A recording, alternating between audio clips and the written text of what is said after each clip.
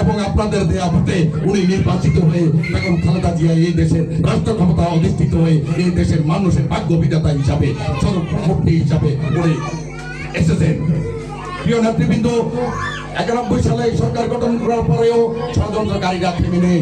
কারণ এই দেশের মানুষকে দাবায় রাখতে পারলে বহির্বিশ্ব সহ আমাদের পার্শ্ববর্তী ভারত সহ আমাদের থেকে লুণ্ঠন এবং বিভিন্নভাবে চুষে নিয়ে যায়, তা আপনারা ইতিমধ্যে প্রমাণ পেয়েছেন। প্রিয় নেতৃবৃন্দ, 91 সালে নির্বাচন করার পরে 96 সালে আবার এই জামাতে ইসলাম সহ বিএনপির বিরুদ্ধে, ইসলামের বিরুদ্ধে ষড়যন্ত্র করে আওয়ামী লীগের সাথে নির্বাচনে গিয়ে তারা আওয়ামী লীগকে ক্ষমতায় বসিয়ে দিল, সেই ক্যাবিনেটে তারাও ছিল, ঠিক কিনা? প্রিয় নেতৃবৃন্দ, 96 সালে যখন বিএনপি আওয়ামী লীগ ক্ষমতা যায়, 2001 সালে আবারও আপনারা ইনশাআল্লাহ এবং মানুষের দোয়া, মা বোনদের ভোটে, আপনাদের ভোটে আবারও বিএনপি ক্ষমতা যায় এবং এই দেশের মানুষের ভোটের অধিকার নিশ্চিত করেছেন। ভাত, কাপড় এবং রাস্তাঘাট উন্নয়ন করে গিয়েছিলেন। সেই থেকে আবার ষড়যন্ত্র হয়, আবার একটা নির্বাচন হয়। সবাই বলেছিল কেয়ারটেকার সরকার দিতে, সেটাও বেগম খালেদা জিয়া কেয়ারটেকার সরকার দিয়ে দিয়েছিল। প্রিয় নেতৃবৃন্দ, এরপরে আপনারা জানেন 111 সৃষ্টি হয়েছিল। 111 সৃষ্টি হয়েছিল শুধুমাত্র বিএনপিকে ঘায়েল করার জন্য, আমাদের নেত্রী বেগম খালেদা জিয়াকে মেরে ফেলার জন্য, তারেক রহমানকে মেরে ফেলার জন্য এবং তার ভাই কোকোকে মেরে ফেলছেও। জীবন দিয়ে আপনাদের জন্য গণতন্ত্র রেখে গেছে এই জিয়াউর রহমানের পরিবার এবং তার সন্তান আরাফাত রহমান কোকো। এই কথা কি মিথ্যা? না। এবং অনেক নেতা, আমাদের সিনিয়র থেকে জুনিয়র পর্যন্ত অনেক নেতা গ্রুপ হয়েছেন, খুন হয়েছেন, গত 17 বছরে ভোটের অধিকার হরণ করেছেন। কিন্তু ওনারা বলতো মুখে উন্নয়নের জোয়ার তো আপনার পরিস্থিতি আসার পরে, আপনার যদি এখানে এরকম হয় সারা দেশে কি অবস্থা তা তো আপনারা বুঝতেছেন। উন্নয়নের নামে ব্যাংক থেকে শুরু করে ব্যাংক বিমা হাজার হাজার বিলিয়ন ডলার তারা বাংলাদেশ থেকে পাচার করে বহির্বিশ্বে নিয়ে গেছে। প্রিয় নেতৃবৃন্দ, এর মধ্যে 17 বছর আমরা এখানে যারা আছি 2-1 ছাড়া সবাই 52 জন আমরা একসাথে এই ফ্যাসিস্টের আমলে জেলে ঢুকে গিয়েছিলাম। সেই দিন আমাদেরকে দেখার মতো কোনো লোক ছিল না। আমাদের তৃণমূল নেতা, স্বেচ্ছাসেবক দলের বেলাল সহ আরো কিছু লোকজন আমাদেরকে দৌড়াদৌড়ি করে জেল থেকে বের করে নিয়ে এসেছেন।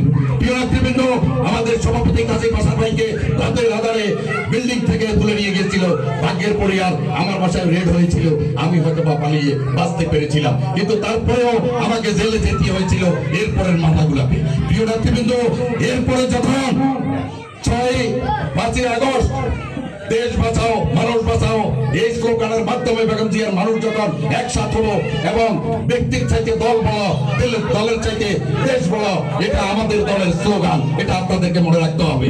এই 17 বছর আমাদের সাথে যিনি ছিল তিনি আর কেউ নন, আমাদের প্রাণপ্রিয় নেতা জনাব বরকতুল্লাহ বুলু, যার পরিবারকে মেরে ফেলার জন্য সোনাইমুড়িতে ওনার মাথায় আঘাত করেছিলেন, ওনার পরিবারকে মারিয়েছিলেন, ওনার ছেলেকে ধরে নিয়ে গেছিলেন। সারা পৃথিবীতে জুলাই যোদ্ধা হিসাবে একজন নারী, সে হলো স্বামী বাবার কাতলাকি, যিনি এই জুলাই যোদ্ধাদের মা হিসেবে আবির্ভূত হয়ে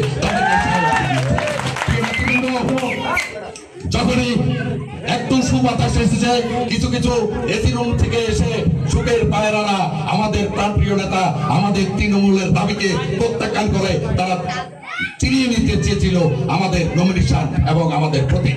কিন্তু আপনাদের দাবি এবং আমাদের দাবি এবং তৃণমূলের দাবি অনুযায়ী আমাদের প্রিয় নেতা বিএনপির ভারপ্রাপ্ত চেয়ারম্যান, যার দিক নির্দেশনায় আমরা আজকে মুক্ত বাতাসে শ্বাস নিতে পারছি, উনি আমাদের দাবি, আমাদের প্রাণের স্পন্দন বুঝতে পেরে আমাদের এই নোয়াখালী বেগমগঞ্জ 3 আসনে আমাদের মাঠের নেতা, আমাদের প্রিয় নেতা, সেটাকে রাত 2টায় ফোন দিলে উনি রিসিভ করেন, 12টায় ফোন দিলে রিসিভ করেন, যে কোনো কথা ওনার সাথে বলে আমরা সিদ্ধান্ত নিতে পারি। সেই নেতার হাতে দাঁড়িয়ে প্রতীক তুলে দিয়েছেন, এটা আমাদের দাবি উনি মেনে নিচ্ছেন এবং 26শে ফেব্রুয়ারি আমরাও এই আসন থেকে বিপুল ভোটে দানিশের প্রার্থী আমাদের প্রিয় নেতা বরকতুল্লাহ বুলু ভাইকে আমরা সংসদে পাঠাবো, এই আশা তো আমরা দিতে পারি। আপনারা মুখে কথা বলেন না, আপনাদের কি সন্দেহ আছে? না, একসাথে বলতে হবে। তাই তারেক রহমান আমাদেরকে বুলু ভাইকে উপহার দিয়েছেন, আমরা তারেক রহমানকে বিপুল ভোটে জিতিয়ে বুলু ভাইকে উপহার দেব, তিনি সংসদে নির্বাচিত হলে মন্ত্রী হবেন। প্রিয় নেতৃবৃন্দ, এরপরেও আমাদেরকে সজাগ থাকতে হবে, আমরা যুদ্ধ করতে হবে ছায়ার সাথে। এক দল নেমেছে ইসলাম ব্যাপারী হিসাবে, যারা আমাদের সবাই মসজিদ, একটা মসজিদ এককভাবে কেউ তৈরি করে না। একটা মসজিদে চালানা থেকে 25 পয়সা, 30 পয়সা, 1 টাকা, 1.5 টাকা, আগে 90, 85, 86 দশকের দিকে চালানা দিত। চালানা দিয়ে 5টা বিস্কিট পাওয়া যেত, আলামিন সুতার বিস্কিট। তাই মসজিদের অংশীদার যে এলাকায় যে মসজিদ হয়েছে, সেই এলাকার সকল মুসলিয়ান এবং সকল মুসলিমরা। তাই মসজিদ ভিত্তিক আমি মনে করি কোন রাজনৈতিক দলের কর্মকাণ্ড পরিচালনা হওয়া ঠিক নয়। আপনাদের যদি এরকম কোন পরিকল্পনা থাকে, আপনারা এটা বের হয়ে আসবেন, অথবা এলাকার মুসলিয়ানরা সবাই তাদের এখানে 10 পয়সা কন্ট্রিবিউশন আছে, সেও এই মসজিদের দাবিদার। তাই মসজিদ কমিটির সভাপতি সেক্রেটারির প্রতি আমরা অনুরোধ জানাবো, আপনারা এই বিষয়টা খেয়াল রাখবেন। প্রিয় নেতৃবৃন্দ, 26শে ফেব্রুয়ারি যে নির্বাচন হবে, এখানে বক্তৃতা দিয়ে চলে গেলাম, কিন্তু আপনারা ঘরে বসে রইলেন। আমাদের মা বোনদেরকে ভুল বোঝানো হচ্ছে, বুকের মধ্যে ছোট্ট কোরআন শরীফ রাখে। জানেন, কোরআন শরীফকে এখন তারা ক খয়ের বইয়ের পর্যায়ে দিয়ে গেছে। আগে হিন্দুরা কি করতো? বইয়ের উপর হাত দিয়ে বিদ্যা কসম কাটতো। আপনাকে গোপনে বুকে হাত দেওয়া বলে, আপনি বলেন এটা করবেন, তারপরে কয় এটা দেখেন কি টিএসসি বা প্রয়োজন, তাহলে এটা কি শিরক নয়?